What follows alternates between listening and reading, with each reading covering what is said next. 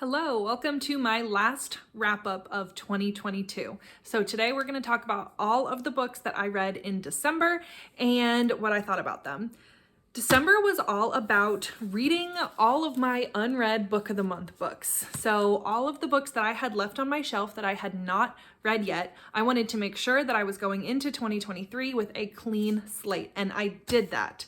So most of these are book of the month picks with two others. So I didn't read a whole lot in December just because work was crazy. I think I worked 19 straight days in December between helping the dance studio I teach with their Nutcracker and just trying to finish out projects at work and babysitting and dog sitting. So I did a lot in December, and so there wasn't a whole lot of time for reading, unfortunately. Also because some of these books I had put off because I didn't have the audio for them, so I did have to read them physically, and that's another thing that I'm going to try not to do in 2023. I'm going to try not to use audiobooks as a crutch and definitely make time for reading my physical books. But with that being said, the first book that I read in December, I read completely on audio, and it was The Orphan Collector by Ellen Marie Wiseman. Ellen Marie Wiseman wrote my favorite book of 2022, which everybody knows by now is The Lost Girls of Willowbrook.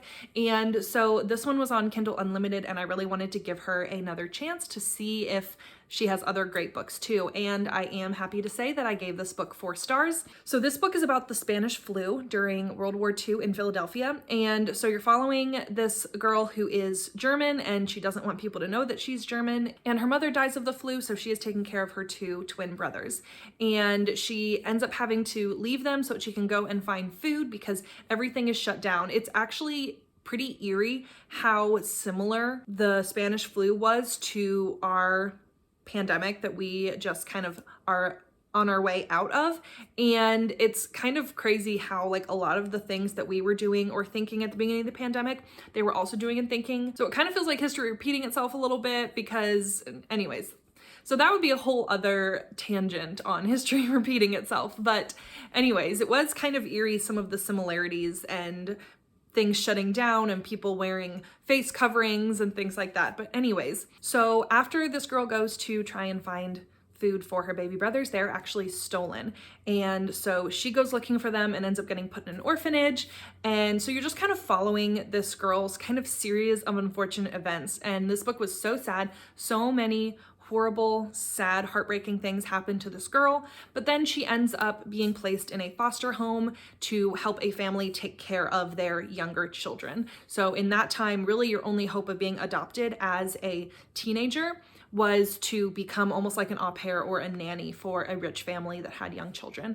And she's placed with a really great family who takes care of her. And so I thought that the book was going to be about this orphan, but it really ended up being about a nurse. And this is actually something that actually happened. There was a nurse that actually would steal babies from immigrants and place them with rich families, and they called her like an angel nurse, and they thought she was just this great person when really she was stealing children from parents that didn't know where they were going or how to find them, didn't have a means of getting them back, and then selling them to people and saying, oh, you need to make a donation, because I helped place this child with you. And then she was like pocketing all of the money. And so you're kind of following her too. And it was just crazy to me. And it was kind of cool how like almost 2 completely different stories kind of converged in the middle. So like, I'm not really sure if this book was about the nurse or if it was about the orphan. So you'll just have to read it and figure it out for yourself. It is a little bit long. It did take me quite a good chunk of time to get through, so keep that in mind. But I definitely think the ending is worth the time put into it. That was probably my favorite book of the month, and like I said, I gave that one 4 stars. I didn't have any 5-star books this month, but the good news is that I didn't have anything less than a 3-star. So let's talk about my next 4-star book, and that was The Blinds by Adam Sternberg. And I had this on my TBR on the Book of the Month app for a while because I kept on reading the synopsis and being so intrigued by it. And so this is about it has a little bit of like dystopian type of feel to it, but this is the type of dystopian that I like because it has to do with memory erasing. So basically, there is this little town in Texas, and only about 40 people live there. And all of the people that live in this little town are placed there because they are criminals or in some sort of witness protection program. So basically, they're these people who testified against somebody or gave information to the FBI or the government in exchange for a lesser sentence. So they basically said, if you will give us this information that we want, we will sentence you to go live in the Blinds, which is this little town where you live out the rest of your days. And so all of these people that are there know why they're there, but they don't know what they did to lead them to where they are now. So their memory has been erased. So they're all living there in this little town with its own little rules, and they have a sheriff. And so the sheriff is responsible for just, helping them live out their sentences, live out their days, and they're completely cut off from the rest of the world. Until one day they have a suicide, and then the next week they have a murder. And so they have to figure out, okay, nobody's coming or going, so who is it? It must be somebody here, and what's going on. And this is one of those books where you don't know who you can trust. You don't know who's a reliable source. You don't know who to believe, especially since some of these people's memories have been wiped, so they don't even know who they are or why they're there or what they're doing. So this was really interesting. And typically I don't like amnesia trope or memory wiping, but this was really well done. And if you kind of like conspiracy theories like me, not that I play into them, but I enjoy reading about them, this is kind of interesting. If you're looking at, conspiracies of, criminals and lesser sentences, and there's definitely a little bit of conspiracy theory in here. It also was a little bit long. That's kind of a theme with some of these books. I think that's part of why I put them off, because they're a little bit longer. So I put them off to the end of the year. But even though it does have like a lull, it's almost written kind of Stephen King-esque. So if you like Stephen King books, if you liked The Institute, I really ended up enjoying it a lot more than I thought I would. And then my last 4-star book for December was Book Lovers by Emily Henry, and this was sent to me by my friend Brooke. So she and I actually buddy read it during the month of December, and we read a couple chapters each day, and we're messaging back and forth about our thoughts. So this is about a woman who is kind of in the grind of the book world and the literary world and the publishing world, and she enjoys the hustle and bustle of New York life. She's very type A, and she and her sister decide to go on this month-long getaway to this tiny town. And they do this because they're trying to kind of mend their relationship. There's been some weird things going on. So that was one of the things that I really loved about this book, was the sister dynamic and the relationship. And I feel like it's not something that's talked about a whole lot when you have sibling relationships that kind of grow and morph. And I can speak to this because I have 5 older siblings, and as you grow up, your relationships with them definitely do change and morph as they gain their own families and as you become adults and things like that. And I think that's expected, but I think it's also a very real thing to mourn the relationship that you had in the past, to mourn the childhood that you'll no longer have together. So I really appreciated all of that conversation about the relationship between siblings and sisters.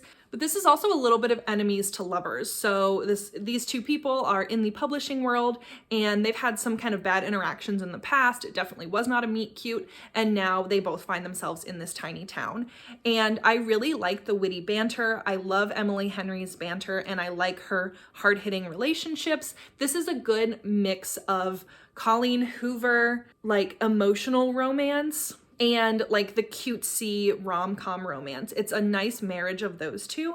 And I just really liked the ending. I really liked the relationships. I liked how realistic this was. It wasn't just all like rainbows and butterflies and insta love. It definitely was a good progression, and I really liked the progression of the characters. I don't know that this is my favorite Emily Henry book. I'm still sitting on that, but it might be. I don't know. I might have to reread the other two in order to see where this truly falls in my book. All right, so then these 3 books I gave 3 stars to, but this one is more like a 3.5 star. So this was Take My Hand by Dolan Perkins Valdez. And this is similar to the book Necessary Lies by Diane Chamberlain that I read a couple months back. But basically this woman is a nurse in Alabama, and she is like a public health nurse. And so she works for like a Planned Parenthood type of clinic. And she thinks that her job is to educate women on their mental health and women's health and things like that. But she ends up uncovering a scandal around Black girls and Black women being sterilized against their knowledge and against their will. And so there's there's a court case in here. It's kind of Jodi Picoult-esque writing. But once again, the reason that I rated this a little bit lower is because it did feel very long, and the two points of views didn't, I wish that the two timelines intersected a little bit better than they did. I really enjoyed the story, and I really enjoyed learning about this because I really didn't know to what extent this was a problem in the Deep South. I also learned a lot about the Tuskegee scandal, and so I learned a lot in this book, but it felt a little bit info dumpy at times. Like, I felt like the author could have woven the facts and the data in a little bit more with the story instead of just having sections of just facts, and dates and people and names. And so parts of it read like a textbook, and it just felt kind of cold and scientific. It's also split up into parts where there's a good amount of time in between each part, and I don't always prefer that in my books. So these are just some stylistic preferences, but the story and the plot and what I learned was 10 out of 10. I just wasn't a fan of the writing style or the way the book was laid out, but everything I learned was great. So that's why I kind of teetered between a 3 and a 4, so I'm landing on a 3.5. I definitely recommend it. I definitely think it's worth the read if those just stylistic preferences are things that you enjoy. My next 3-star book is All the Dangerous Things by Stacey Willingham. I gave her last book 4 stars. These books are more of like popcorn thrillers. It's nothing new. I don't feel like this brought anything new to the kidnapping trope or the amnesia trope or the insomnia trope. I don't think this really added anything new, but it was fun. It was enjoyable. And I like that I made it to the end of this book without knowing who it was, but it also does something with the ending that I don't like in books, and I don't want to tell you that because it'd be a spoiler, but it did something at the end that is just not a way that I like my thrillers to end. But basically this is about a woman whose son went missing a year ago, and since then she has barely slept at all. And so she's kind of starting to feel like she is losing touch with reality. Maybe she's an unreliable narrator, and she meets up with this podcaster who is trying to help her figure out who took her son because the police aren't getting anywhere. And you're really not sure who you can trust in this. You're really not sure who's reliable and who's not. So it was enjoyable, and I did enjoy it. And I think that if you are new to the thriller genre or you really like the kidnapping or unreliable narrator trope, then you should pick this up. And then my last 3-star book and the last book that I read was The Circus Train by Amita Parikh. And once again, this is kind of a theme with this month. This book was a little too long, and it's called The Circus Train, but only about a quarter of the book actually took place on the circus train. So that's one of the things that I had with this book. Why would you name it The Circus Train if very little of it actually happens on the circus train? Anyways, this book is about a girl who is born with polio, and so she is in a wheelchair. And her father is an illusionist in this circus, and they live on this circus train. And so she's growing up and she's never really found her place in the circus. She's always been very academically inclined and always felt like she wanted to do more than just live with the circus. And then she meets this boy who ends up being her father's apprentice, and they kind of fall in love. They get a little bit of puppy love, but it's definitely forbidden love because he is a Jew, and this does take place during World War II and the Holocaust and things like that in Europe. And her father and the boy actually end up getting kidnapped and sent away to a work camp. And so you're basically following her life as she's growing up. She learns to walk, and there was really good disability representation in here. And really the best part of this book was the author's note at the end when she talked about the polio epidemic in Europe and talked about just different disability visibility aspects. So you really are just following this girl as she navigates kind of a really hard hand that she was dealt and overcomes so much. So I did enjoy that. I just wish that it actually was more about the circus train. I wish it was more of that atmosphere. One of my favorite books of all time is Water for Elephants, and that one is set on a circus train, and I just loved that atmosphere. And so I was hoping to delve back into that. So that was one of the reasons that I rated a little bit lower. I went into it with kind of different expectations.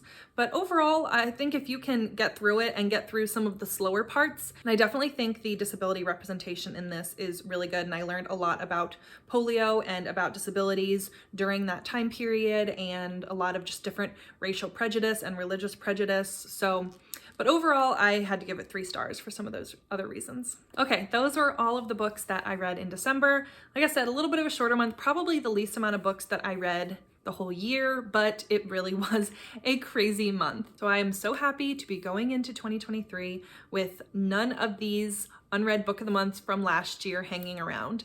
Every book that I have is either read or my January ones, which obviously those don't count because they came after the new year. So leave me a comment down below and let me know if you've read any of these and what you thought of them, or if I have enticed you to pick any of them up. Even though I rated some of these a little bit low, I definitely think that there's an audience for all of these books, and I definitely would recommend them to certain people for various reasons. Thank you so much for watching. Please hit that subscribe button. It really helps out my channel, and I will see you in my next video. Bye!